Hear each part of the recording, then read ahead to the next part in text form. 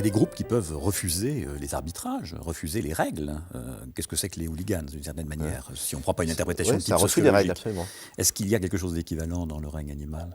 Enfin, chez les grands singes, disons, arrêtons le règne animal. Curieusement, je ne l'ai jamais vu, moi, dans le monde animal. Peut-être qu'on s'est mal posé la question. Il y a beaucoup de choses en éthologie qui nous sautent à la figure depuis peu de temps. Mais dans l'état actuel des choses, on ne connaît rien de cet ordre-là. Et je crois que c'est manifestement un débordement, d'une certaine manière, de caractéristiques naturelles liées à notre héritage commun avec les chimpanzés, notamment, qui s'exacerbe dans le cadre du jeu social, mais qui, au bout d'un moment, a été tellement loin que même la règle sociale ne peut plus le contrôler.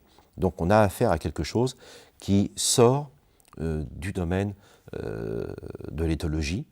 C'est pour ça que quand on dit, quand il y a des conflits comme ça entre ces supporters, on dit c'est de l'animalité, de la sauvagerie. Ben justement non, on le voit bien parce qu'on n'a jamais observé ce genre de choses. Parce que là on est en dehors de toute règle. Et d'un seul coup, et en dehors de toute règle, ce n'est pas retrouver l'animalité, c'est des débordements que seuls les hommes sont capables de mettre, j'allais dire en œuvre, c'est pas le terme, mais à développer sans aucun contrôle. On retombe sur Konrad Lorenz, d'une certaine manière. Konrad Lorenz qui disait que notre agressivité est tellement récente, en raison de notre histoire évolutive, qu'on n'a pas eu le temps de développer les codes qui permettent de la limiter. Mais en l'occurrence, je ne suis pas d'accord avec cela, c'est au contraire.